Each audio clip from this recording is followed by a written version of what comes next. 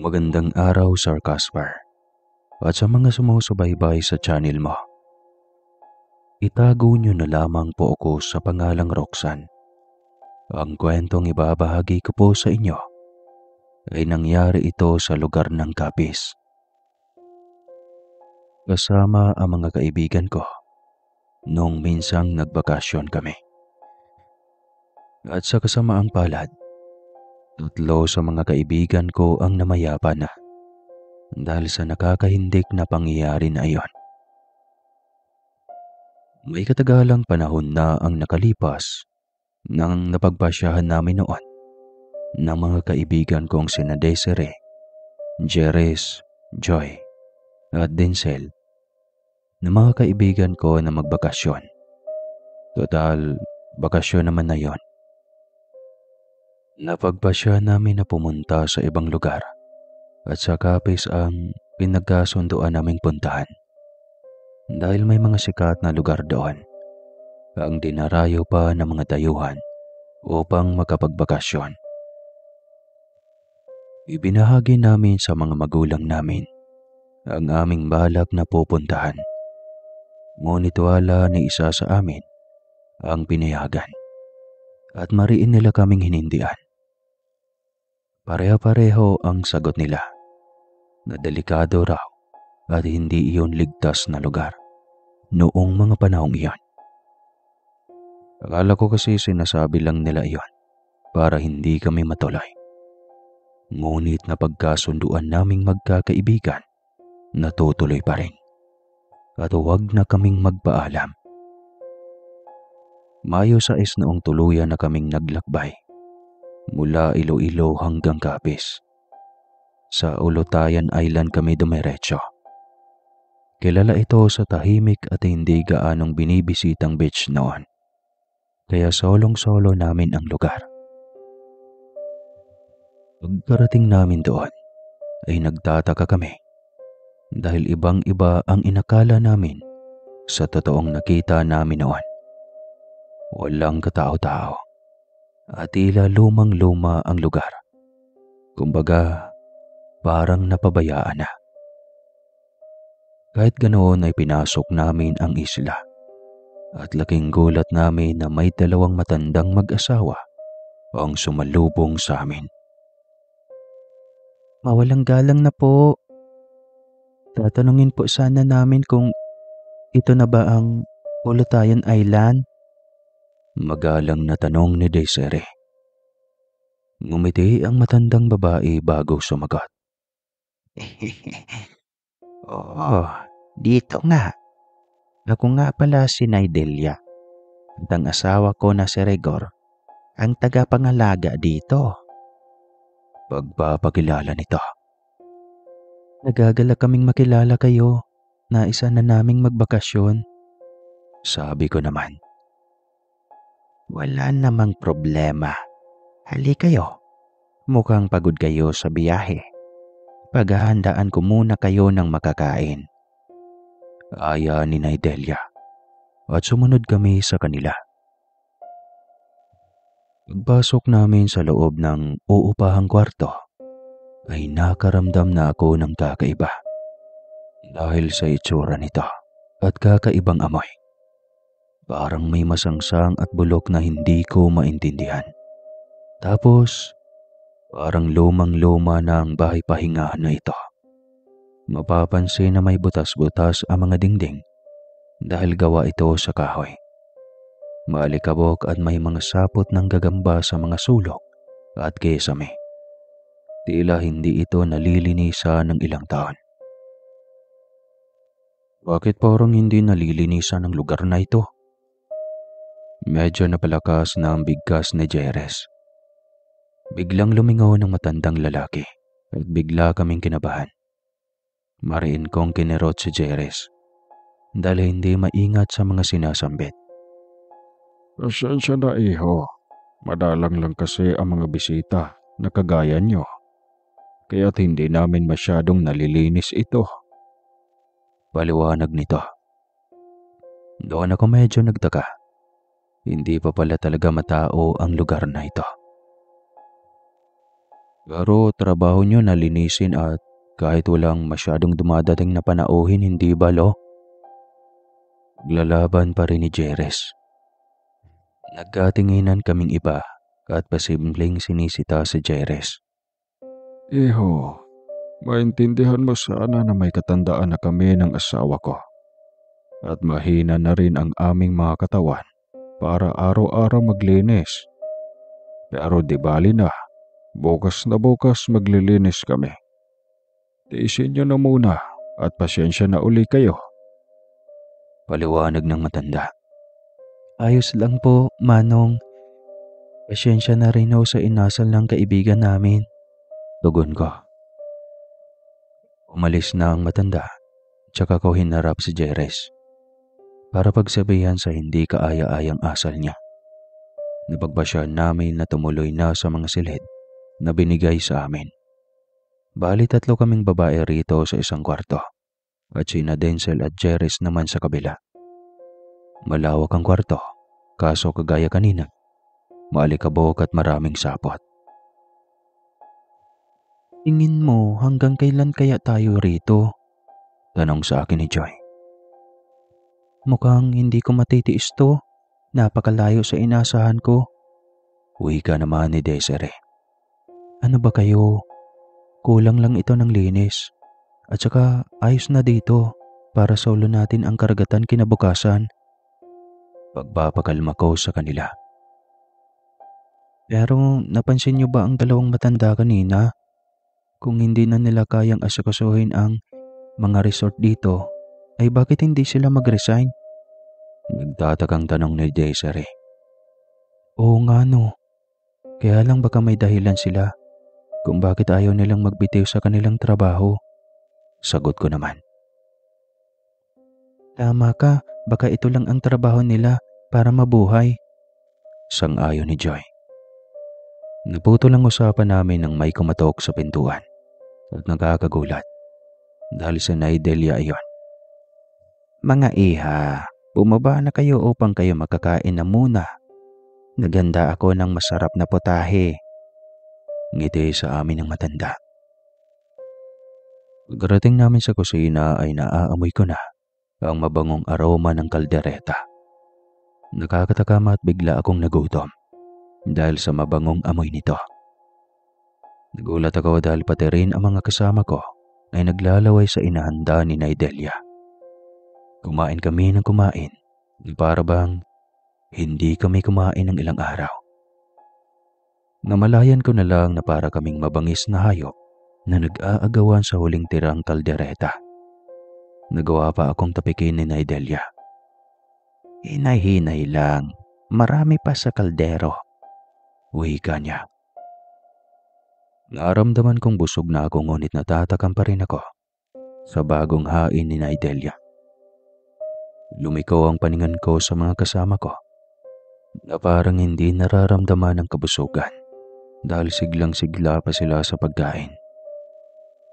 Habang abalang kumakain ang kasama ko ay napansin ko si Nanay Delia at ang asawa niyang si Rigor na nagkatinginan at nagpakita ng ngiti sa isa't isa. Tila may nalalaman sila na hindi namin alam. Bigla akong kinabahan ng tumingin sa akin si Naidelia. Tatanungin ko lang sana kung nasaan dito ang palikuran. Pagdadahilan ko. Itinuro niya ang daan at bumalik na sa kusina. Napatulala ako sa itsura ng palikuran. Parang hindi ito ginagamit ng ilang taon dahil sobrang marurumi na ang mga drum at timba doon.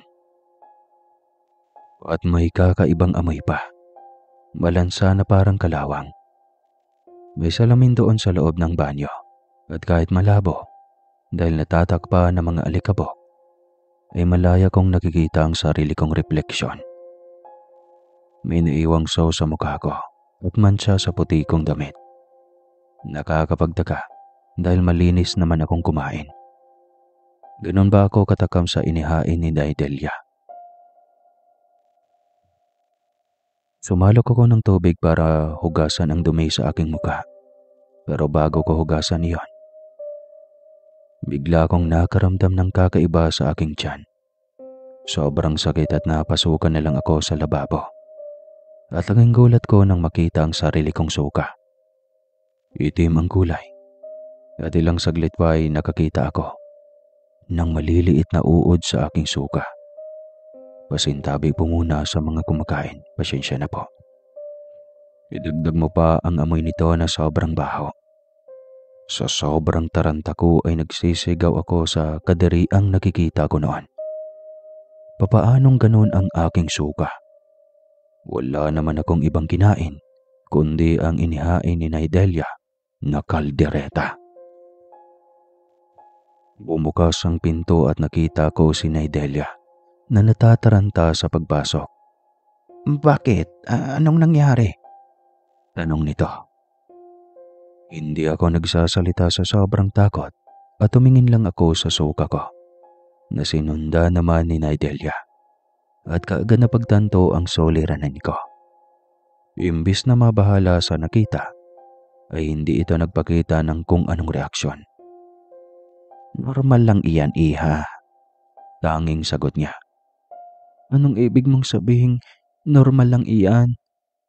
Bakit naging itim ang suka ko at may mga uod pa manang?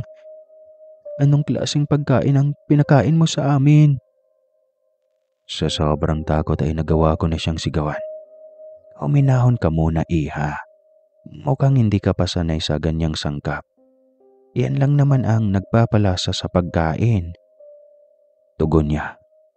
Ngunit wala akong maintindihan sa mga sinasabi niya.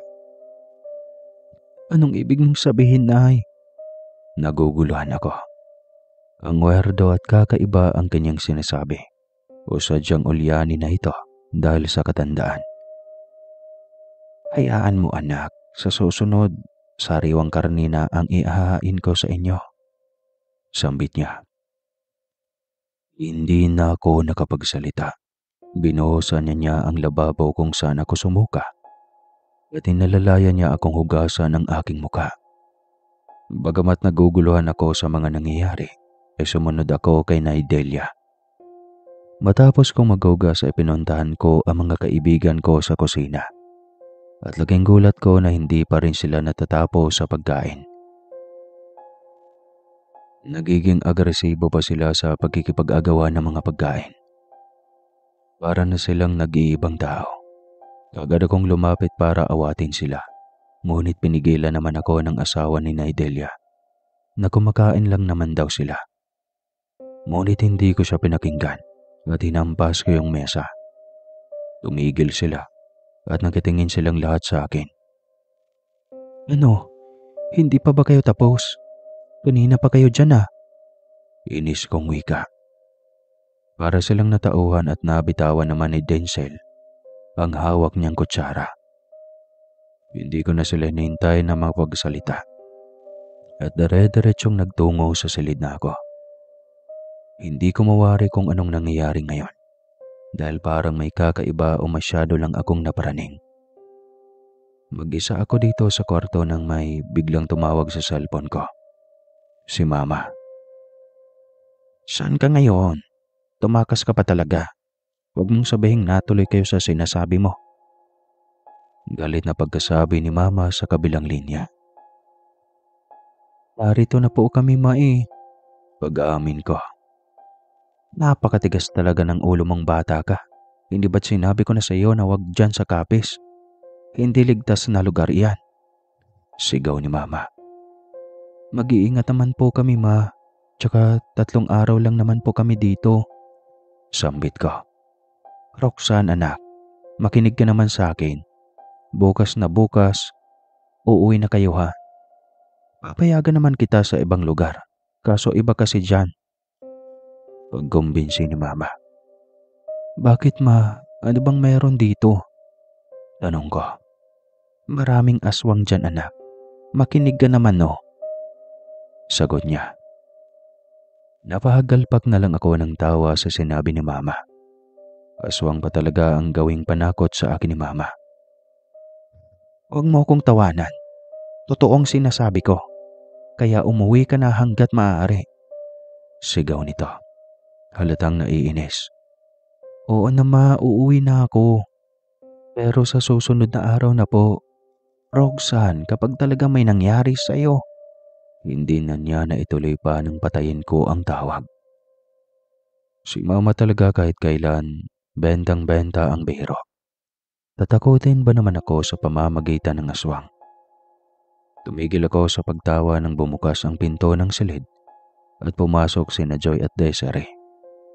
Ang dungis na mga itsura nila. Nagkalat ang mga so sa kanilang mukha at damit. Tila sila ay mababangis na hayop. Para bang kakatapos lang kumain ng kapwa nila hayop. Maligo na nga kayo, ang dudungis ng itsura nyo. Wika ko sa kanila. Kinaumagahan, maaga kaming nagsipaghanda sa sobrang sabik na makaligo sa dagat. Pinaghanda ulit kami ni Nidelia ng umagahan. At kagaya kahapon, ay sobra kaming nasarapan sa pagkaing inahanda niya. Matapos namin kumain ay dumiretso na kami sa dagat at naligo. Balik muna tayo sa loob, nagugutom ako. Reklamo ni Desiree. Kakatapos lang natin kumain at gutom ka na naman. Sabat naman agad ni Joy. Gutom ako eh, tsaka masarap kasi ang luto ni Nidelia. Nakaka-addict. Tugon ni Desiree. Habang nag-uusap sila, ay napansin ko ang mag-asawa sa hindi kalayuan na nakatitig kay Desiree at ngumiti ng kakaiba. Nawiwarduhan ako ngunit pinagsawalang bahala ko na lang iyon at sinamahan si Desiree papunta sa nasabing kubo-kubo upang makakain ito. Sinundan naman kami ng mag-asawa upang pagsilbihan. Sinabi ni Nidelia na magluluto lang daw muna siya. Ilang sandali pa ay nababagot na kami, kakahintay. At napagpasyan kong silipin si Nidelia sa kusina. Palapit pa lang ako sa kusina ay naamoy ko na ang napakabahong amoy na hindi ko alam ngunit parang bulok na karne. Napahawak ako sa ilong ko ngunit bago pa ako makapasok sa kusina ay may nagsalita sa likuran ko. Saan ka pupunta? Boses iyon ni Tay Rigor. Hinarap ko siya at sinalubong ang masasamang tingin sa akin. Kukuha lang po sana ako ng tubig sa kusina, sagot ko.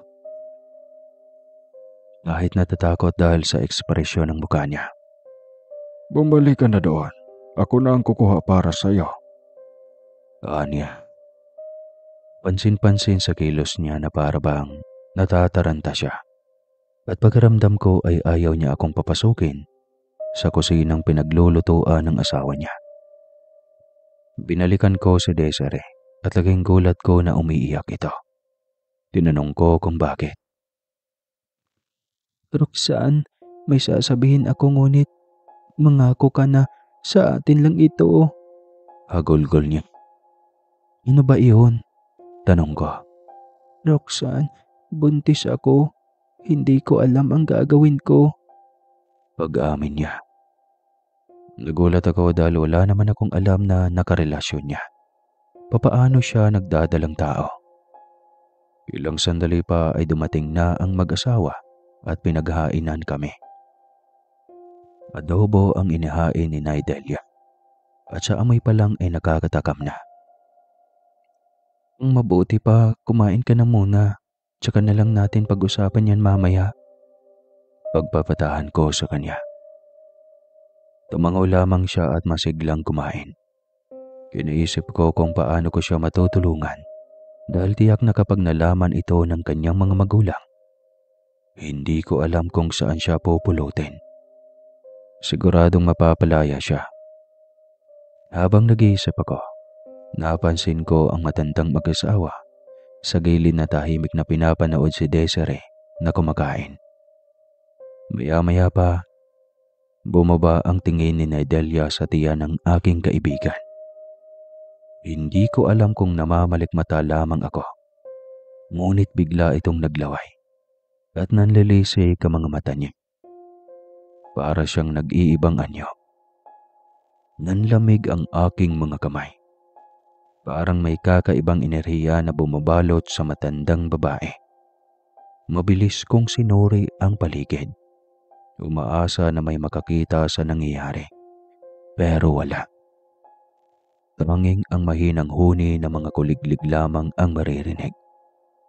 Napahigpit ang hawak ko sa aking kutsara. Ano kaya ang nangyayari kay Naidelia? May sakit ba siya? O may iba pa? Para basagin ang nakakatakot na tensyon, ay nagsalita ako. At tinanong si Naidelia kung may malapit bang ospital rito. Bumalik siya sa ulirat at ngumiting sumagot sa akin. Mayroon anak, ngunit kailangan mong bumaba sa bayan. Bakit? May sakit ka ba o nararamdaman? Sagot niya. Nag-aalala nga ba siya o nagkukunwari lang? Tumingin naman sa akin si Desiree na abalang kumakain. Ngunit sininyasan kong magpatuloy lang. Nagdahilan ako na inaatake na naman ako ng migraine at kailangan kong magpatingin sa doktor. Ngunit ang totoo niyan ay si Desiree ang ipapatingin ko sa doktor. Nagpaalam na ako sa mga kaibigan ko at pilit naman nila kaming samahan. Ngunit tinanggihan ko. Pagkalabas namin sa garahe, may tricycle na dumaan. Inara namin siya sumakay. Saan kayo galing mga iha? Tanong sa amin ni Manong driver. Diyan po sa loob. Kasalukuyan kaming nagbabakasyon, Manong. Sagot ko. Paano kayo nakapasok dyan matagal nang abandonado ang lugar na yan? Uwi ka ng driver. Nagsimula naman na akong maguluhan. Mali po kayo dahil may mag-asawang matanda na nangangalaga dyan. Sila ang nagpapapasok sa amin. Si Desiree naman ang sumagot. Paano nangyari iyon? Dito ako tumanda sa lugar na ito. Kaya alam ko ang mga nangyayari sa paligid, lalo na ang islang yan. Matagal nang walang tao dyan. Gate pa rin ng driver. Sino po yung mag-asawang naroon na nagpakilalang Delia at Rigor?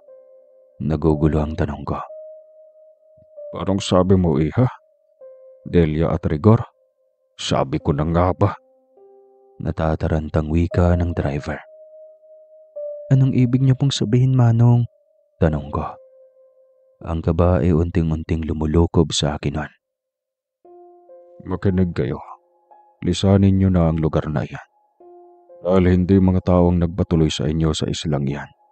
Sila ay mga aswang at marami nang nabiktima. Kaya nga pinasara ang resort na iyon. Dahil sa kabilaan ng balitang pagpatay at pagkawala ng mga lamang loob ng mga biktima. Siguradong hindi tao ang may gawa nun, kundi mga aswang. Paliwanag niya. Ang kanyang boses ay puno ng takot at pag-aalala.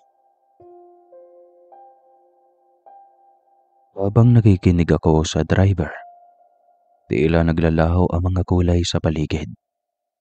Ang mga salitang binitawan niya ay tila mga pangil na unti-unting bumabaon sa aking isipan na mga sandaling iyon.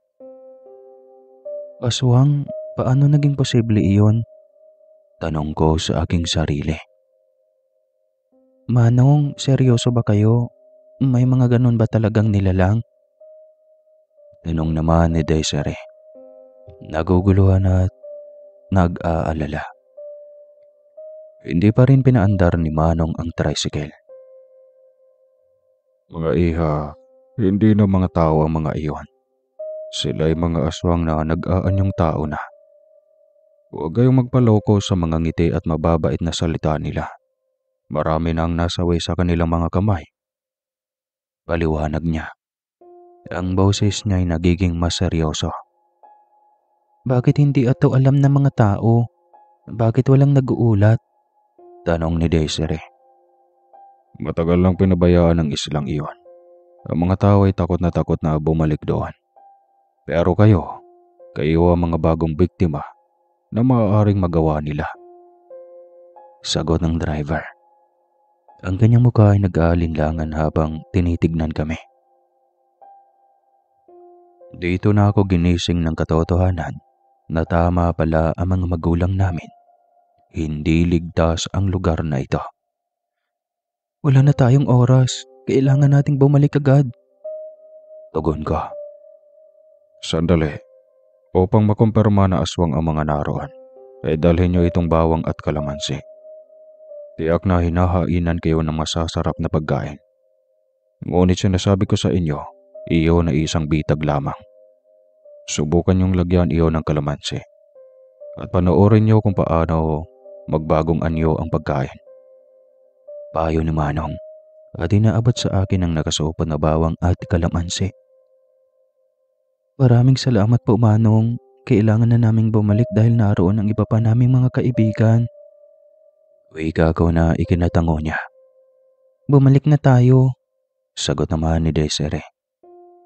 Nang bumalik kami sa resort, ang takot ay mababalot sa aming puso. Mabilis kaming pumasok sa loob at agad na tinawag ang mga kaibigan.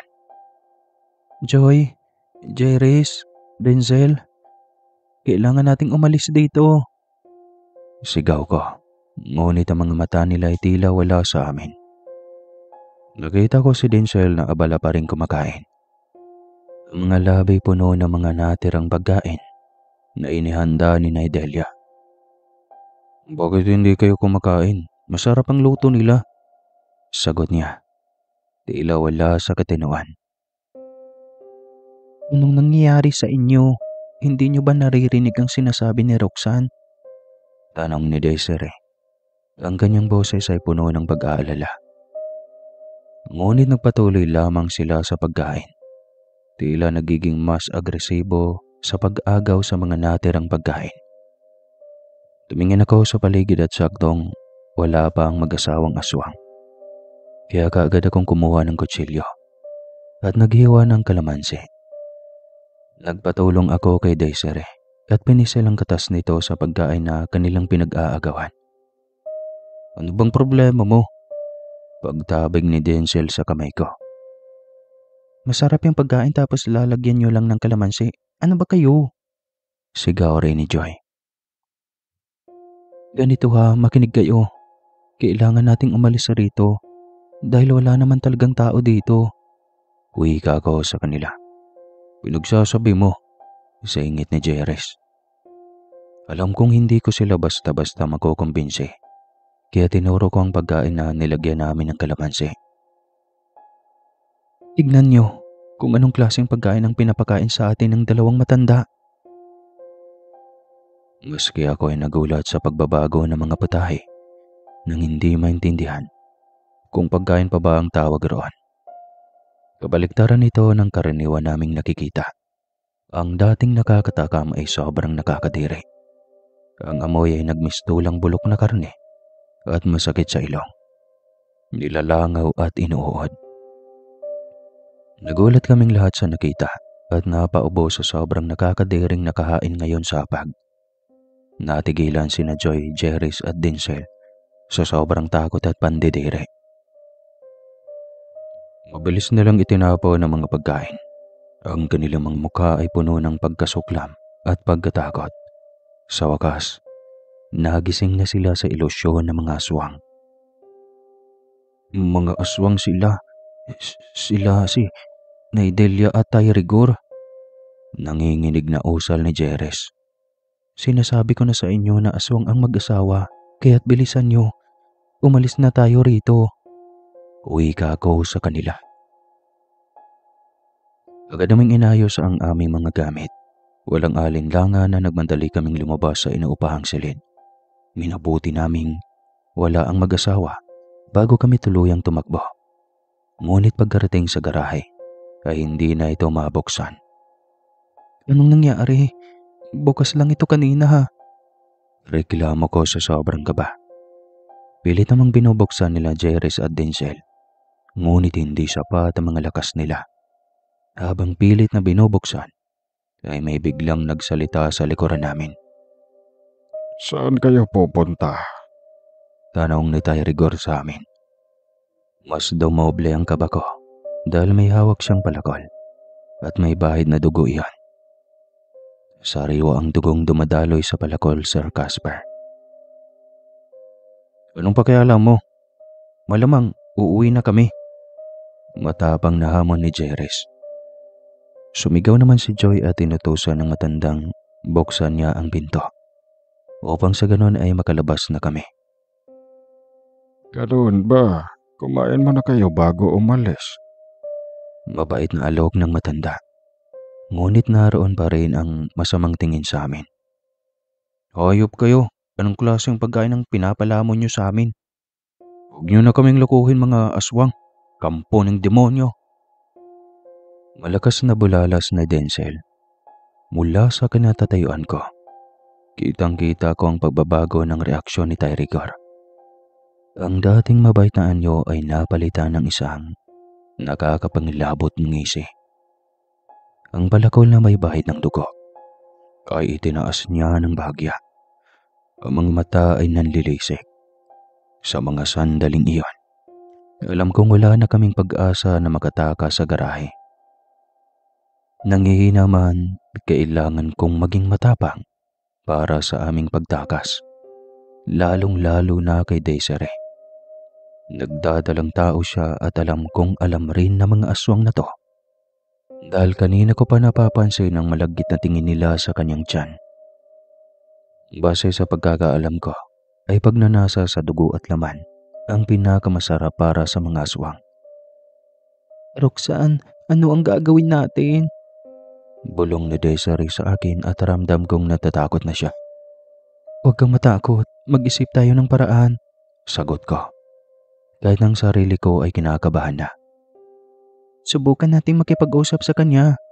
Nag-aalin lang ang suhestyon ni Joy. Makipag-usap? Sa tingin mo bang makikipag-usap pa siya sa atin?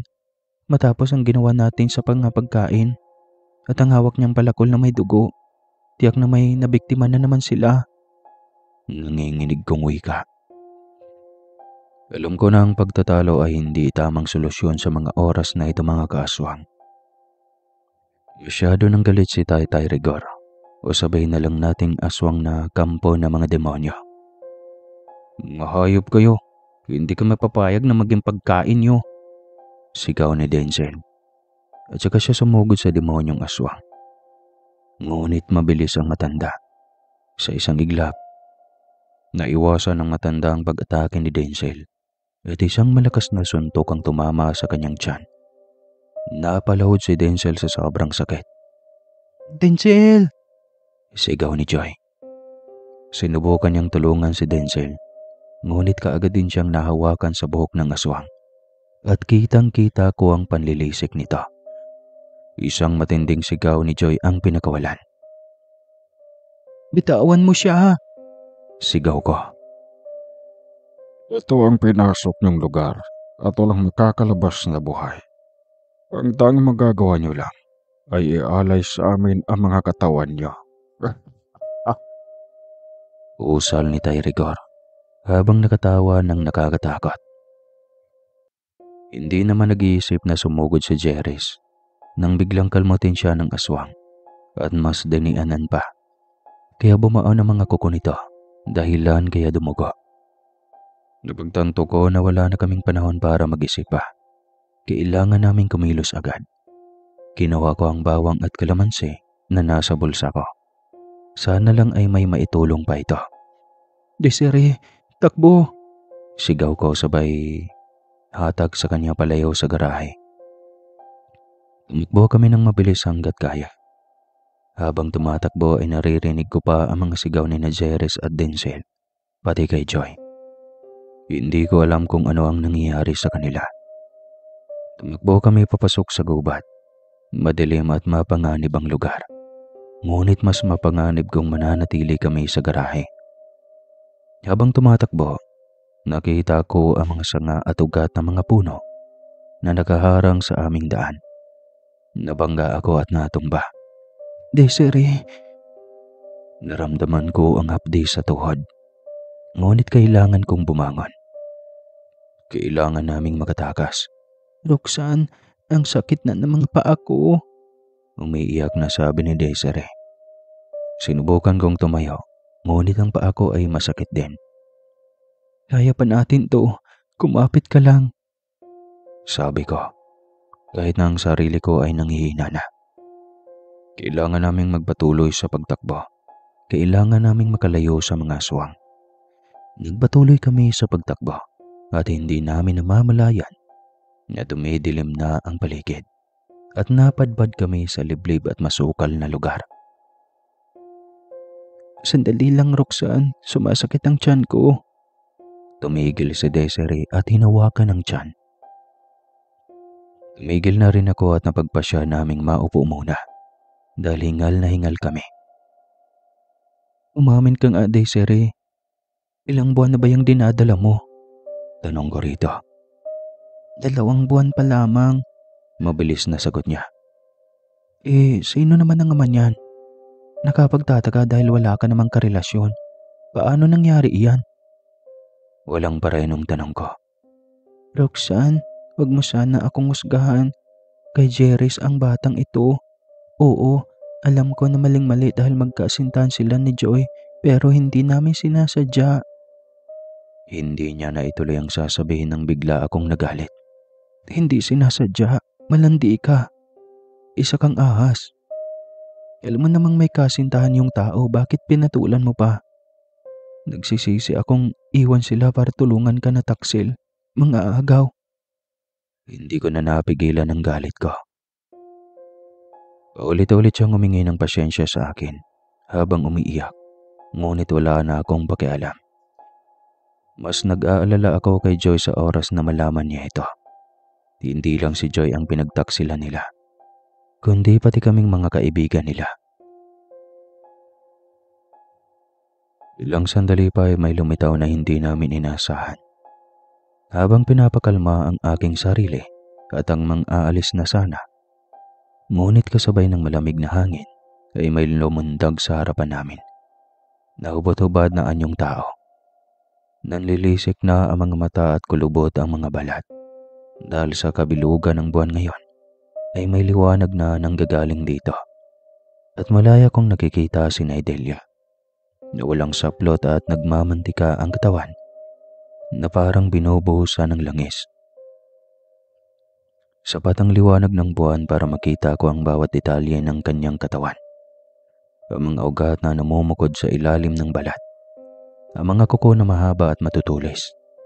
Diretso ang tingin niya kay Desiree. Ang tiyan nitong buntis ang tila punterya. Desiree, takbo! Sigaw ko. Hinila ko siya patayo. Nakalimutan ko na ang galit ko sa kanya, ang pagtataksil nila kay Jeris. Ang mahalaga ngayon ay ang aming kaligtasan.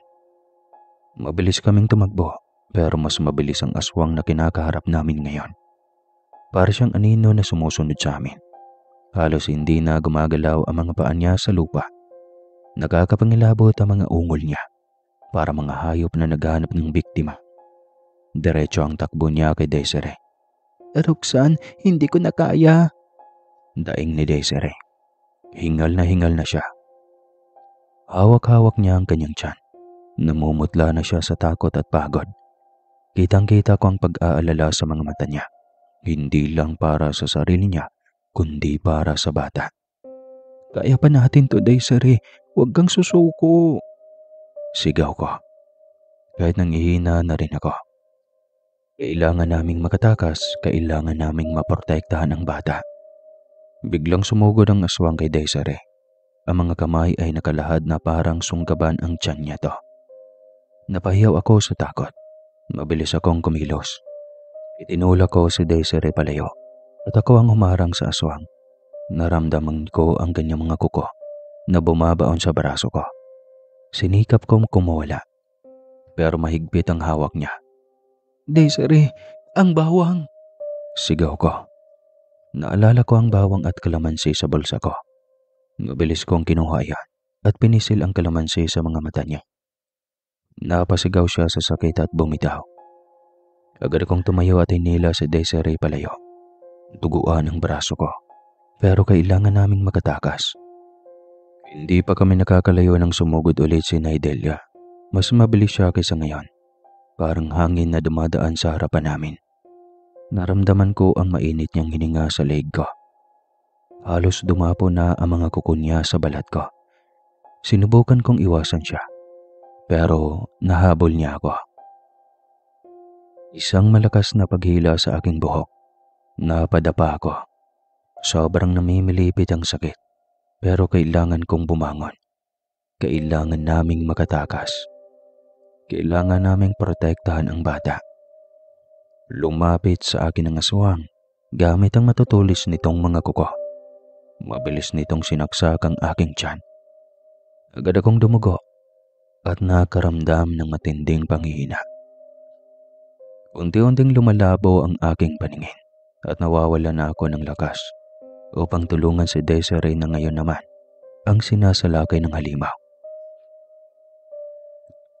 Tuluyan nang nandilim ang aking paningin at nawalan ako ng malay. Nang bumalik ang aking ulirat, nasa isang liblib na kakahuyan pa rin ako. Masakit ang aking tiyan at ang buong katawan ko ay nanlalanta. Unti-unti kong naalala ang mga pangyayari. Ang pag-atake ng aswang, ang pagtagpo namin ni Desiree, at ang matinding sakit na naramdaman ko bago ako nawala ng malay. "Gising ka na?"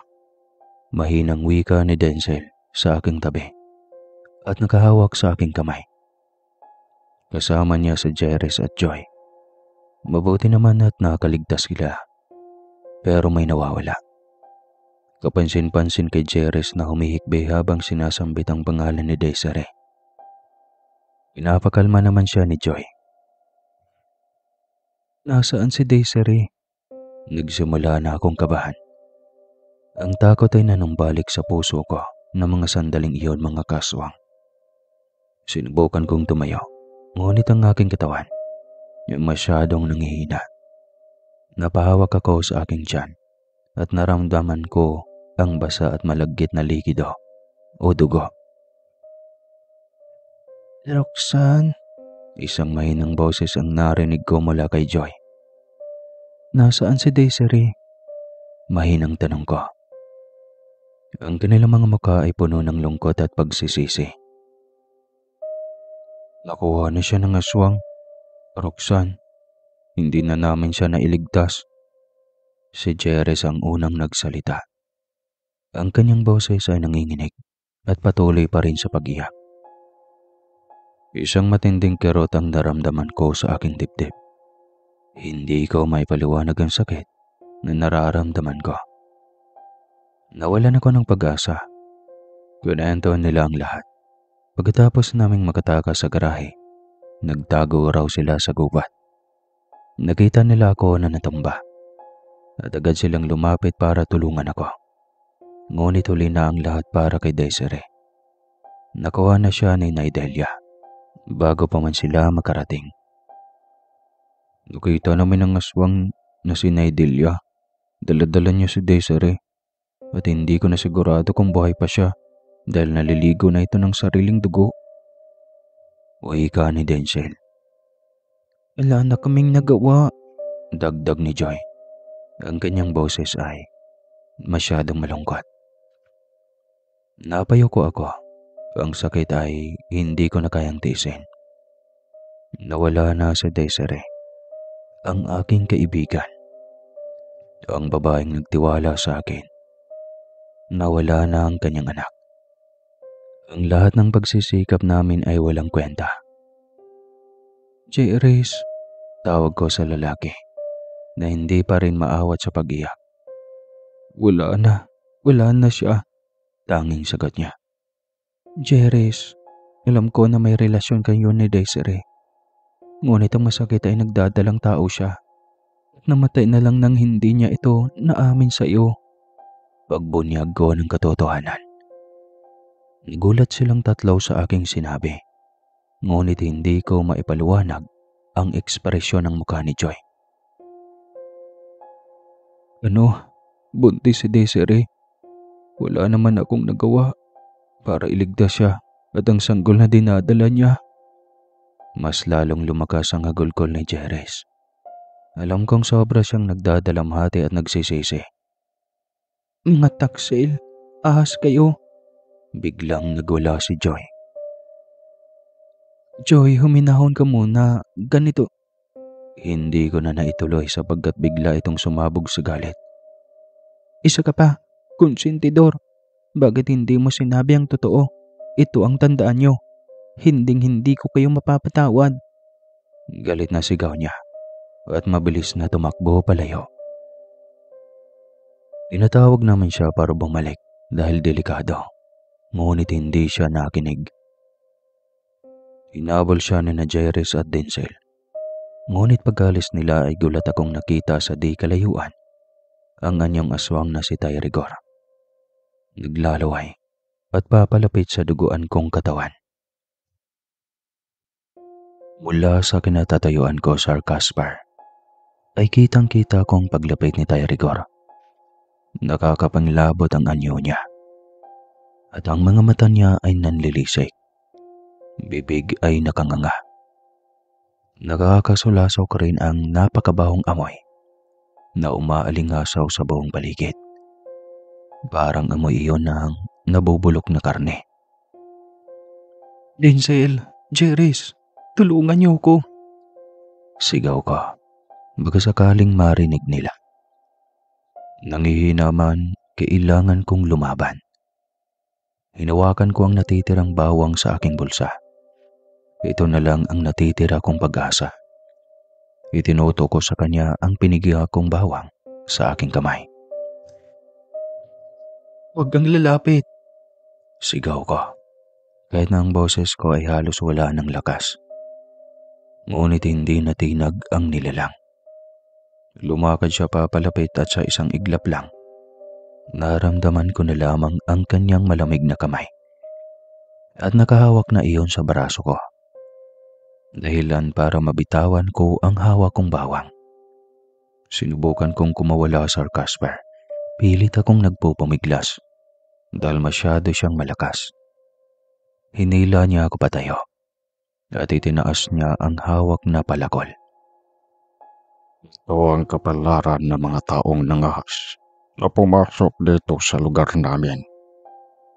Bulong niya sa tainga ko. Kaya halos himatayin na ako sa sobrang takot. Hanggang sa isang estrangherong lalaki ang nakita kong mabilis nang tumakbo papalapit sa kinaroroonan ko. May hawak siyang buntot ng pagi at paglapit niya ay walang pag-alinlangang pinaghampas niya ang aswang ng buntot ng pagi na parang latigo na bumabakat sa balat ng nilalang. Dahilan para mapahiyaw ito sa matinding sakit. Hindi ko masyadong nakikita ang pagmumukha ng lalaki dahil sa labis na takot at pagkataranta ko. Sakto namang dumating sina Jairus, Joy at Denzel. Nakita nila ang estrangherong lalaki na nakikipaglaban sa aswang. Agad silang lumapit sa akin at tinulungan ako. Saktong paglapit nila ay unti-unti nang nanlalabo ang paningin ko. Hanggang sa tuluyan na akong nawala ng ulirat. Nang magising ako ay nasa isang simpleng bahay na ako. Malinis at maayos ang paligid. Nasa isang kama ako at nakaramdam ako ng ginhawa. Nakita ko sina Jairus, Joy at Denzel sa tabi ko. Ang kanilang mga mukha ay puno ng pag-aalala. Roxanne, gising ka na? Bulong ni Denzel. Mabuti naman at okay ka na, dagdag ni Joy. Salamat naman at gising ka na, sabi naman ni Jairus. At saka ko nakita ang mukha ni Manong Driver. Siya pala ang tumulong sa amin noong nakaraan. Napaglaman kong Isidro ang kanyang pangalan. Nakaupo siya sa isang sulok. Ang kanyang mukha ay puno ng pag-aalala. Siyang nagdala sa amin dito sa ligtas na lugar. Maraming salamat sa pagligtas sa amin. Mahinang sambit ko. Ngumiti si Manong Driver at kwento na sinundan niya kami. Noong bumalik kami sa bahay na inuukupan namin, nakita niyang pangyayari sa garahe hanggang sa kagubatan. Ang mga sumunod na araw ay ginugol namin sa pagpapagaling. Sinabi ni Mang Isidro na isasama niya kami sa lungsod, sa isang ligtas na lugar, palayo sa isla ng mga aswang. Ang sugat ko ay unti-unti nang gumagaling. Ngunit ang sugat sa aking puso dahil sa pagkawala ni Desiree ay mananatili. Ang alaala ng kanyang pagkamatay ay magiging isang marka sa aking buhay. Isang paalala sa kakilakilabot na karanasan namin sa kaharian ng mga aswa. At ang tanong kung ano ang mangyayari sa amin sa lungsod ay nananatiling nakabitin sa hangin. Gumaling na ang mga sugat ko. Salamat kay Aling Roselia, asawa ni Mang Isidro. Pero ang katahimikan sa simpleng bahay na tinutuluyan namin ay hindi nagtagal. Hanggang kailan ba tayo ganito? Parinig kong galit na pasigaw ni Joy kay Jerez. Nasa kabilang silid sila ngunit naririnig ko ang kanilang pagtatalo. Pakiusap, Joy. Tumahimik ka muna. Gulong-gulo na ako sa mga nangyayari. Nagtitimping saan ni Jerez. Ganoon. Siguro dahil yan sa pagtataksil niyo ni Desiree. Si Joy. Ano ba? Hindi ka ba titigil? Namayapa na ngayong tao. Idadamay mo pa. Sigaw sa kanya ni Jerez. Unti-unti kong naramdaman ang tensyon sa pagitan ni na Jerez at Joy. Bulungan dito, bulungan doon. Hindi ko masyadong naintindihan ang pinag-aawayan nila. Pero alam kong maliit lang na bagay ang pinag-ugat ng kanilang pagtatalo. Nagtampo si Joy at umalis. Nag-aalala ako. Ngunit sabi ko sa sarili na simpleng tampuhan lang iyan. Ngunit isang napakalaking pagkakamali ko pala. Buong araw siyang hindi umuwi kaya napagpasya namin siyang hanapin. Kahit hirap ako sa galagayan ko, ipinilit ko upang samahan ang mga kaibigan ko na hanapin si Joy. Ngunit walang bakas kung saan namin siya hahanapin. Labis ang takot at pag-aalala namin sa kanya. 2 araw na siyang nawawala at labis akong umiiyak. Baka kung ano na ang nangyari sa kanya. Sa 3 araw ng umaga, natagpuan namin si Jerez. Ang mukha'y puno ng pagkalito at sakit. Nanginginig ang mga kamay niya habang itinuturo ang ilog. Doon ko nakita si Joy. Nakahiga sa malamig na lupa, duguan at wakwak ang tiyan. Nakakapanglabot parang isang masamang panaginip. Napahagulgol naman ng iyak si Jerez at halos maglupasay na ito. Hindi ko na rin mapigilan ang sariling maiyak dahil sa mga nangyari. Ang sakit ng pagkawala ni Desiree ay bumalik. Mas matindi pa. 2 na lang silang nawala sa amin. Para akong binuhusan ng malamig na tubig sa katotohanang wala na si Joy. Kahit anong hagulgol ko ay hindi ko na maibabalik ang buhay ng aking mga kaibigan. Roxanne, si Joy. Mahinang sabi ni Jerez. Ang boses ay halos hindi marinig. Nakita ko ang pagtulo ng mga luha niya. Hindi ko alam kung ano ang sasabihin.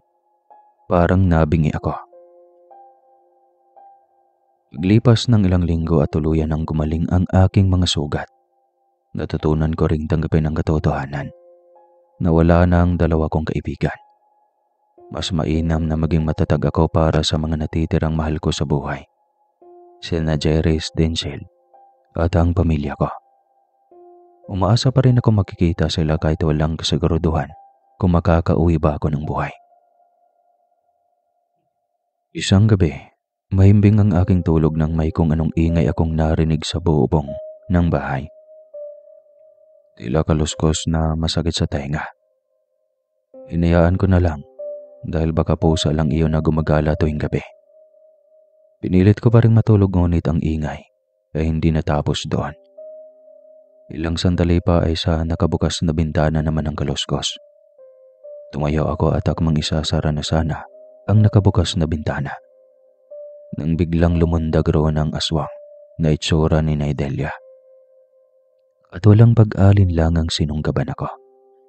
Gamit ang matutulis niyang kuko ay walang kahirap-hirap niyang pinaghiwa sa aking tiyan. Parang tubig na dumaloy sa saig ang sarili kong dugo na siya namang ikinangiti ng demonyong aswang. Halos makita ko na ang sarili kong laman sa ginagawa niya. Nararamdaman ko ito na yata ang magiging katapusan ko. Roxanne, gising! Sumisigaw at niyuyugyug ako ng kung sino. Itinilat ko ang aking mga mata. At sumalubong sa akin ang mukha ni Denzel na sobrang pinagpapawisan. Si Jeris naman na umiiyak sa isang sulok. Pinilit kong magsalita, ngunit para akong paralisa na hindi ko maigalaw ang aking bibig. Tanging ginawa ko lang ay sinuri ang tiyan ko. Nakahinga naman ako ng malalim dahil buo pa ako. Ibig sabihin, isang masamang bangungot lang iyon. Ngunit sobrang bigat ng aking ulo. Inilibot ko ang paningin ko sa nakabukas na bintana at napansing madilim pa sa labas. Binabangungot ka na naman at ngayon sinabayan na ng lagnat. Mahinang wika ni Denzel na nag-aalala. Kaagad namang lumapit si Jeris at kaagad akong niyakap ng mahigpit. Kala ko, iiwan mo rin kami. Salamat at nagising ka na. Aniya at tumatangis. Ilang sandali pa ay bumukas ang pinto at nakita ko si Aling Rosalia nagdadala ng maligamgam na tubig sa palanggana at kaagad akong binanyusan. Inulungan siya ni Denzel at hindi alintana ang anumang mali siya nang hinubaran ako ni Aling Rosalia. Kinaumagahan ay nakaramdam ako ng kaginawaan at sa wakas, makakagalaw na ako. Kaagad akong nagpasalamat sa mga kaibigan ko at kay Aling Rosalia dahil sa pag-aasikaso nila sa akin kagabi. Ibinahagi ko rin sa kanila ang bangungot na napanaginipan ko na halos totoo at ramdam ko yung sakit na pagkahiwa sa tiyan ko. Maaring isang babala na magdoble ingat tayo. Mungkahi ni Mang Isidro. Kahit anong ingat natin, kung nag-iisa lang tayo sa lugar na ito, ay matutuntun tayo ng mga aswang. Suwestyon ko sa kanila. Tama si Roxanne. Bakit hindi tayo bumaba sa bayan, sa mataong lugar? Pagsang-ayon ni Denzel. Mas lalong hindi ligtas ang lugar. Marami roon ang kagaya nila. Nagpapakita ng mabuti ngunit sasalakayin kapag nakatalikod. Matalinhagang pahayag ni Mang Isidro. Maraming aswang sa bayan na pilit na mumuhay na parang isang normal na tao. Ngunit pagsapit ng gabi, ay sumasalakay sila sa mga kababaihang nagdadalang tao. Ang kaibahan nila Delia at Rigor ay mas marahas ang mga ito. Buntis, bata man o matanda, ay pinapatay at ginagawa nilang pagkain. Paliwanag ni Aling Rosalia. Naintindihan ko ang ibig nilang sabihin. Nagsimula na namang sumakit ang ulo ko sa aking nalaman. Mas naging determinado akong makaalis na sa lugar na ito. Ngunit hindi ganon kadali. Pilit kong kinukumbinsi si Mang Isidro at ang asawa niyang si Rosalia na magtulungan at lisanin ang lugar. Ngunit mariin silang tumanggi. Dahilan nila ay maaari nila kaming tulungang makaalis at makauwi. Ngunit hindi nila kayang iwan ang lugar kung saan sila isinilang. At dito na rin sila mamamatay. Ika nila hindi sapat na dahilan ang mga aswang para lisanin nila ang kanilang kinalagayang lugar. Tumango na lamang ako sa kanilang pasya at sumang-ayon sa pagtulong nila para makauwi na kami. Tiyak nag-aalala na ang mga pamilya namin.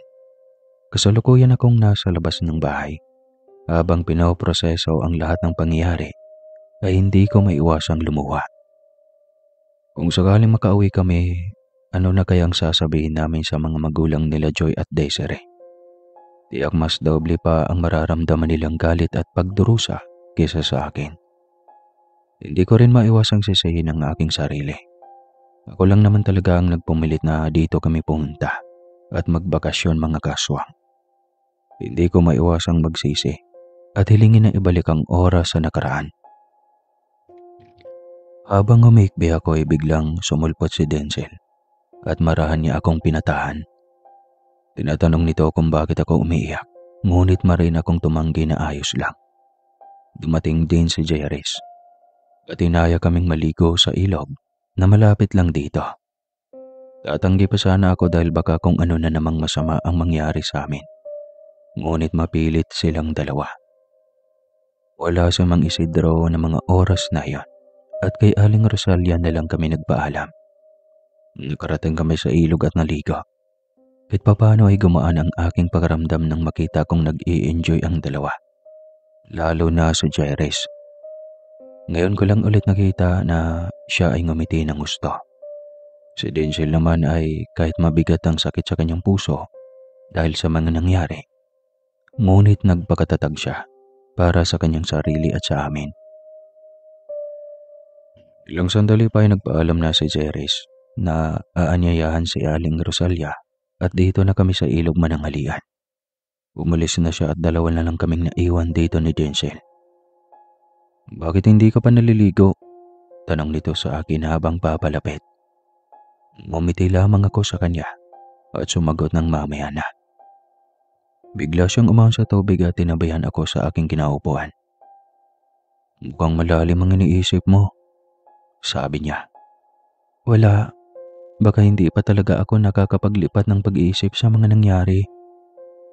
May kutob akong baka tayo naman ang susunod na maging biktima, sagot ko. Huwag kang magsalita ng ganyan. Makakauwi tayo ng ligtas at kung sakali man na sasalakay ng mga aswang yan, ay pangako kong poprotektahan kita. Anya ng may sinseridad. Denzel, may gusto ka ba sa akin? Tanong ko. At hindi ko alam kung saan ko nahugot ang mga katagang iyan.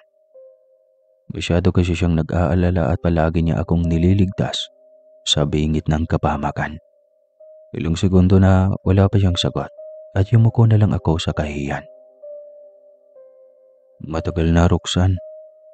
Maikling sagot niya na ikinapula ng mukha ko. Ipinaliwanag niya sa akin na hindi pa malinaw sa kanya kung bakit siya nagkagusto sa akin.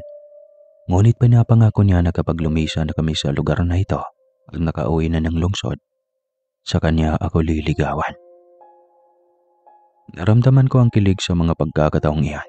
Sa katunayan, matagal ko na siyang hinahangaan, pero takot akong umamin dahil baka masira ang aming pagkakaibigan. Pareho kaming natawa ni Denzel at nagpatuloy sa pag-uusap. Hindi namin namalayan na matagal nang hindi bumabalik si Jairis. Kaagad kaming mataranta at nagmamadaling umuwi sa bahay na aming tinutuluyan. Nangangamba sa kalagayan baka kung ano na ang nangyayari dito. Doon ko nakita si Jairis na walang malay. Nakahiga sa sahig at pinupunasan ni Aling Rosalia ang dumudugong ulo nito. Nakakita rin ako ng maraming dugo sa sahig. Hindi ko napigilang magtanong kung ano ang nangyari kay Jairis habang natataranta at kinakabahan.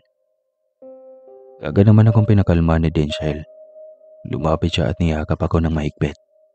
Nagsalita rin sa Aling Rosalia na nagpaliwanag kung anong nangyari kay Jairis. Kwento niya ay habang nagluluto siya para sa aming tanghalian, ay biglang may sumulpot sa pintuan. At kahit hirap sa pagsasalita, ay naisambit nito ang salitang tulong. Takot at pagkataranta ang naramdaman ni Aling Rosalia nang makita niya si Jairis na may sugat sa ulo at dumudugo.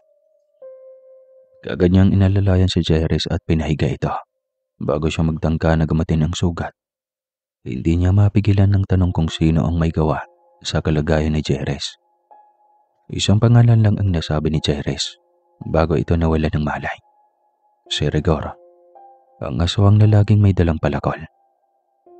Pagkarinig sa paliwanag niya ay hindi ko maiwasang matakot. Hindi talaga kami tatantanan ng mga aswang na yon. Mukhang patagaw nila kaming minamanmanan at naghahanap ng perpektong pagkakataon upang isa-isahin kami. Kinagabihan, kahit mabigat ang paramdam ko ay pinilit kong makatulog. Hindi ko inakala na ang pagbabakasyon naming iyon ay siyang karumaldumal na karanasang mapagdadaanan namin. Nakailang beses pa akong napabuntong hininga bago pinatahimik ang isipan. Maya-maya pa, nakaramdam ako ng kakaibang presensya sa silid. Muli ay kinabahan na naman ako at nakaisip ng hindi maganda. Pinilit kong imulat ang aking mga mata, ngunit parang may mabibigat na bagay ang nakadagan sa dibdib ko. Pagkatapos ay narinig ko ang mga kaluskos mula sa bubong. Pagkatapos ay sa bintana. Roxanne! Tawag ng isang nakakapangilabot na boses. Halo-halo na ang nararamdaman ko ng mga oras na yon. Sa bawat pagbigkas ng nakakapangilabot na boses sa pangalan ko, ay nanunuot ang kakaibang kilabot sa kalamnan ko. Hindi ko maigalaw ang sarili ko, at hindi ko kayang imulat ang mga mata ko. Pero alam kong gising ako ng mga oras na yon. Gusto kong humingi ng tulong, tawagin ang mga kaibigan ko at sabihin sa kanila ang nangyari. Pero hindi ko kaya. Inilit kong itilat ang mga mata at nagtagumpay nga ako sa pagdilat ko ng mga mata. Kaagad na hinanap ko ang taong tumatawag sa akin, ngunit wala akong makita sa sobrang dilim. Tanging nararamdaman ko ay presensya ng tumawag sa pangalan ko. Sino yan? Kinakabahan kong tanong, ngunit walang nagsasalita. Napilitan akong kapain ng lampara at bumungad sa akin ang nakangising mukha ni Aling Roselia. Ibang-ibang itsura. Hindi ito maamo, kagaya ng pagkakakilala ko sa kanya. Naging matalim ang paningin sa akin. Ang mas malala ay may hawak siyang palakol. Kinurot ko ang sarili ko sakaling binangungot na naman ako, ngunit hindi. Gumisi si Aling Roselia at walang awa niyang ibinagsak sa akin ang palakol. Buti na lang at mabilis kong naiwasan iyon. Sumisigaw ako habang tinatanong kung ano ang nangyayari. Ngunit tila nababaliw siya at patuloy lang sa paghabol sa akin. Tinatawag ko si Denzel, pero tila hindi ako naririnig. Sabi ko naman sa inyo, mag-iingat kayo. Mangmang talaga ang tao. Wika ni Aling Rosalia habang inaatake ako, na siya namang iniiwasan ko. Halos lahat ng gamit ko dito sa kwarto ay nasira na dahil pinambabato ko ito sa kaharap ko. Hindi kita maintindihan. Nanginginig kong wika. Ang bilis niyong malinlang. Ngayong wala na ang magaling kong asawa, pwede ko na kayong isa-isahin. Sigaw niya. Nagulat ako nang sabihin niyang wala na si Mang Isidro ngayon. Hindi ko lubos maunawaan kung sino siya at bakit gusto niya kami ay patayin. Nagtaka ako kung posible ba kayang kasabi siya ng mga aswang tulad nila Delia at Rigor. Napansin ko sa ekspresyon ng mukha niya ang galit. Walang ano-ano, inihagis niya pabato sa akin ang palakol na muntik nang magpayanig sa buong pagkatao ko. Hindi ito tumama, ngunit kasabay noon, mabilis niya akong inatake. Sinakal niya ako gamit ang matutulis nitong kuko. Napaangat ako sa ere sa sobrang lakas niya. Hindi ako makahinga at pilit akong nagpupumiglas, pero sobrang lakas ng matanda. Lumakas ang ihip ng hangin mula sa bintana at kasabay nito ay ang paglitaw ng aswang na si Delia. Lumawak ang ngiti nito nang makita ang aking kalagayan. Kalaunan ay tumatawa ito na parang demonyo. Kung nandito si Delia, tiyak narito rin ang asawa niyang si Rigor. Bigla akong kinabahan dahil nasa kabilang silid si Jerez na wala pa ring malay. At si Denzel, nasaan na kaya siya?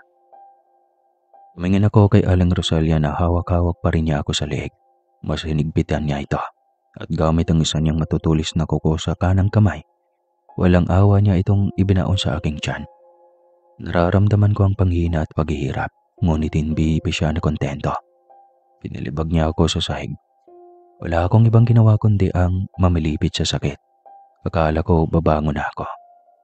Ngunit nagkaramdam ako ng isang bagay na tumama sa aking likod. Yung palakol na hawak niya kanina.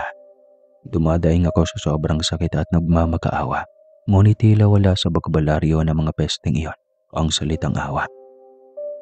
Habang pinapahirapan ako ni Aling Roselia, si Delia naman ay tila tuwang-tuwa sa paghalakhak niya. Nagmukha akong lantang gulay na nakahandusay at naliligo sa sarili kong dugo. Lumapit si Aling Roselia at tatapusin na niya ako nang bigla siyang pinigilan ni Delia. Sandali lang. Tikman ko muna ang sariwa niyang dugo. Garalgal niya at lumapit sa akin. Wala na akong lakas upang pigilan siya. Kahit dumadaing ako sa sobrang sakit, wala na akong magagawa pa. Tanging inaasahan ko lang ay sana may isang taong darating at iligtas muli ako. Nais ko pang mabuhay at makita ang pamilya ko. Tumatawa si Delia na lumalayo sa akin nang makita ang pagbatak ng aking mga luha. Kawawang nilalang, papayagan kitang mabuhay pa ng ilang minuto upang magpaalam sa mundo.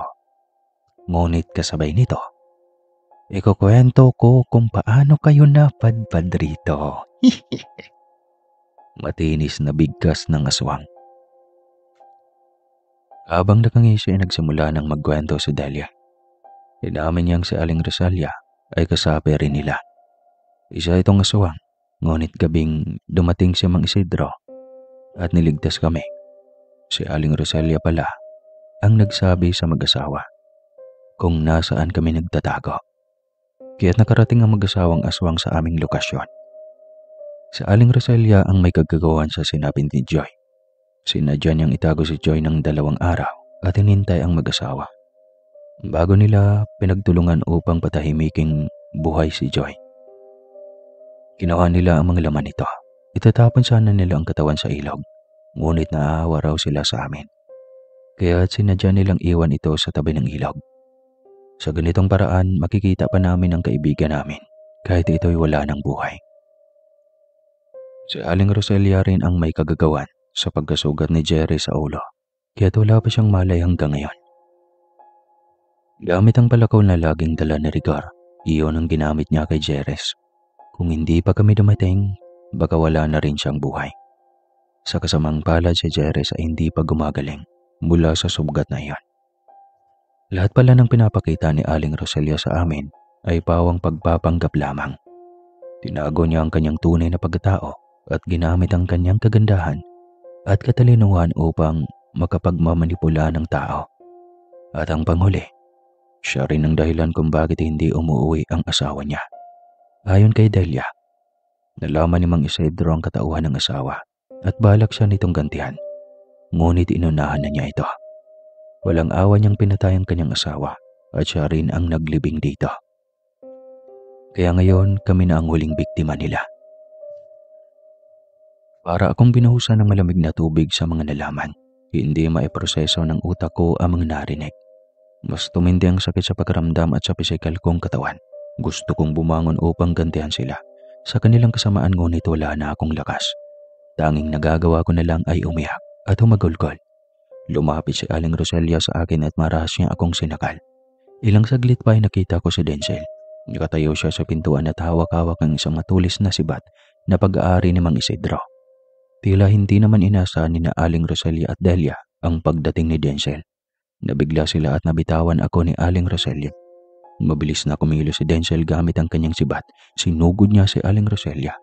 Ang sibat ay tumama sa braso ni Aling Rosalia na nagdulot ng isang malakas na sigaw mula sa kanya. Hindi ordinaryong sugat ang natamong niya. Ang sugat ay nagsimulang mangitim at kumalat sa kanyang braso. Doon ko napagtantong mukhang pangontra sa aswang ang sibat ni Mang Isidro na nakuha ni Denzel.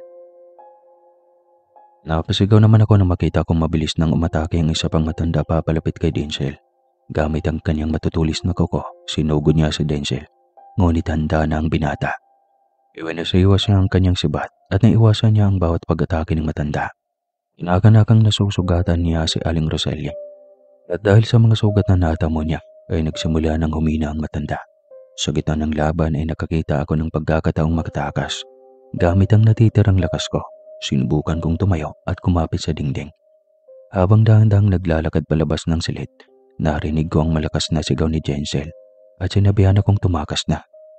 Kahit nakikita kong naghihirap siya sa pag-iwas ng mga pag-atake ng aswang, sinunod ko ang kanyang utos. Lumabas ako ng silid at hirap na tinungo ang kinaroroonan ni Jerez, ngunit wala siya roon. Paulit-ulit kong tinatawag ang kanyang pangalan, ngunit walang sumasagot. Siya ba ang hinahanap mo? Isang karalgal na boses ang bumulong sa dilim. Doon ko nakita ang kakilakilabot ng pagmumukha ng aswang na si Rigor. Pinahihirapan niyang kaibigan kong si Jerez. Tumawa ito ng malakas, isang tawa na tila mula sa impyerno at nanunuot iyon sa kalamnan ko. Nagtayuan ang mga balahibo ko sa buong katawan, pati na sa bulbils. at mas nararamdaman ko pa ang takot kaysa sa sakit ng sugat ko. Umalis ka na. Huwag mo sayangin ang iyong buhay. Hindi na rin ako magtatagal. Pakisabi sa mga magulang ko. Patawad. At mahal na mahal ko sila. Nanginginig na wika ng kaibigan ko at kahit paus na siyang nagsalita, ay paulit-ulit niya akong sinasabihan na umalis na, tumakas na. Maya-maya pa ay napasigaw na ako nang makita ko ang malakas na paglagabog ng kaibigan ko.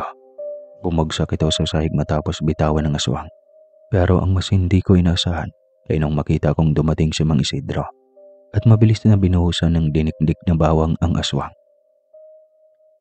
Nakakagulat man ang pagkabuhay ni Mang Isidro. Wala na akong panahon para tanungin siya kung paano nangyari iyon. Maraming armas ang nakasabay sa katawan ni Mang Isidro. Hinugot niya ang buntot ng pagi at pinaghahampas ang aswang. Agad na namimilipit sa sakit ang aswang, Sir Caspar. Hindi makagalaw dahil sa bawang na dumikit at ibinudbud sa balat nito. Sinabayan pa ng paulit-ulit na paghampas ng buntot pagi. Nakakapangilabot ang ginawang pagatungan ng aswang. Dali-dali akong lumapit kay Jerez at kinausap siya. Tinulungan ko siyang bumangon at kagaya ko, naliligo na rin siya sa dugo. Jerez, kumapit ka. Nandito na si Mang Isidro. Tutulungan niya tayo. Maluhalaw ang wika ko sa kaibigan ko. Naramdaman ko ang marahang paggalaw ni Jerez ng kamay niya, kung kaya't medyo napanatag na rin ako. Nang tignan ko naman si Mang Isidro ay nakita kong mabilis niya nang nilapitan ng aswang at paulit-ulit na pinaghahampas. Hindi niya yon tinigilan hanggat hindi maglulupas sa sahig. Nawalan na ng malay ang aswang at dahang-dahang lumapit sa amin si Mang Isidro. At maingat, ngunit hirap na hirap niyang binuhat si Jerez. Dinala niya kami sa labas ng bahay. Maingat niyang inihiga si Jerez sa malamig na lupa at mabilis niyang sinabi na tumakas na kami sa abot ng aming makakaya.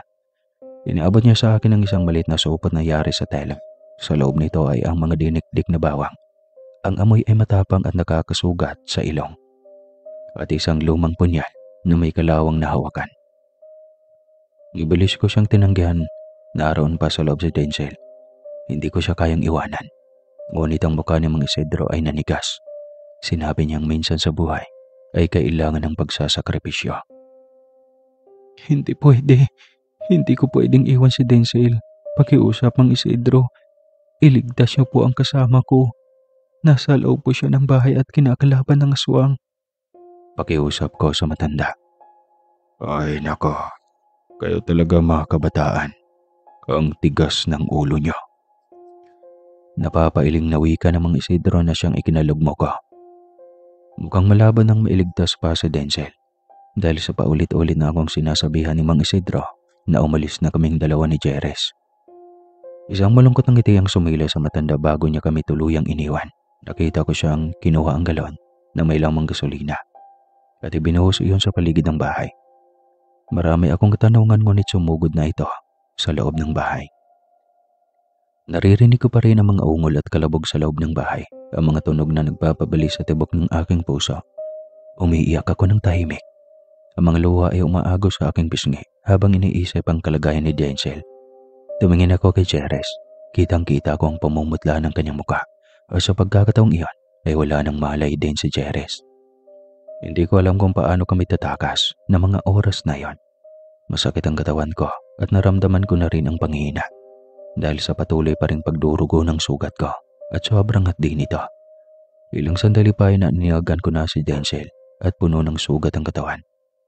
Palapit ito sa amin ngunit bigla siyang pinatumba ni Aling Roselia na ngayon ay ibang-iba na ang itsura. Lumabas na ang mapangis niyang pagkaswang. Nang makita kong papasugod na aswang kay Denzel, hindi ko na napigilan ang sarili at tuluyan na ring sumugod sa loob ng bahay. Kung mamatay man ako, mas gugustuhin kong kasama ang taong minamahal ko, si Denzel. Pagkalapit ko sa binata ay kaagad na akong yumakap sa kanya nang masilayan kong sasakmali na siya ng aswang. Ngunit agad na napalingon ako. Nagulat nang marinig ko ang malakas na paglagabog mula sa likuran ko. Nanlaki ang mga mata ko nang makita kong nakabulagta na sa saigang aswang. Ang nasa likod nito ay si Jerez. Nagising na pala ito at mukhang pinilit na tumayo gamit ang buong lakas niya upang patambahin ang aswang. Agad akong inalalayan ni Denzel palabas ng bahay kasama si Jerez, ngunit hindi pa doon natatapos ang panganib. Bumangon mula si Aling Roselia at tinatake si Jeris. Sumigaw ito na umalis na kami at huwag nang lumingon. Maya-maya pa, nakaamoy na ako ng tila may nasusunog. At doon ko napagtanto na nagsimula ng kumalat ang nagliliyab na apoy. Marahil ito ang binuhos na gasolina ni Mang Isidro kanina. Akmang babalikan pa sana ni Jensel si Jeris, ngunit sa hindi inaasahan, inalaglagan ako ng nasusunog na kahoy. Agad na tinulungan ako na Jensel, pero hindi na siya nakapasok sa loob. Dahil may malaking kahoy na ang bumagsak sa harapan niya at humarang ito sa daanan papasok sa loob ng bahay. Lakas na rin ang palakas ang apoy. Tanging ang naririnig ko na lamang ay ang sigaw ni Jeris na tumakas na kami at iiwan na siya. Sa totoo lang, sobrang sakit na iiwan ang isang kaibigan. Sa bingit ng kamatayan, Sir Casper, ngunit sa huli, wala na rin kaming nagawa. Naglabas kami ng bahay, ngunit inalalayan ako ni Denzel. Tuluyan ang natupok ng apoy ang kabahayan, kaya't nasunog na ang mga aswang roon, kasama na si Jeris. Grabe ang iyak ko, ngunit wala na ring saysay pa. Hanggang sa ilang sandali pa lumitaw si Mang Isidro. Buhay ito at napangiti nang makita kaming ligtas. Kunento niya na hindi siya nahulog sa patibong ng kanyang asawa sa pagtatangka nitong patayin siya. Dumiretso kami sa bayan at kaagad na isinugod sa ospital. Doon ginamot ang mga sugat na natamo namin. Makalipas ang 2 araw, sa wakas, nakauwi na rin kami sa Maynila. Utang namin ang aming buhay kay Mang Isidro dahil sa ilang beses niyang pagliligtas sa amin sa bingit ng kamatayan. Ibinenta pa niyang natitira niyang lupa upang magamit namin sa pag-uwi. Nakauwi kami at sa masaring reaksyon ang natanggap ko mula sa aking pamilya. May mga muntik nang atakehin sa puso dahil sa pag-aalala. Nang malaman ng mga magulang ni Jeris, Joy at Desiree ang nangyari sa kanilang mga anak, hindi na iwasan ang kaguluhan at pagsisihan. Alam ko sa aking sarili na malaki ang kasalanan ko sa kanilang pamilya dahil ako ang punot dulo ng lahat. Ako ang nagudyok na pumunta sa lugar kung saan nila natagpuan ang kamatayan.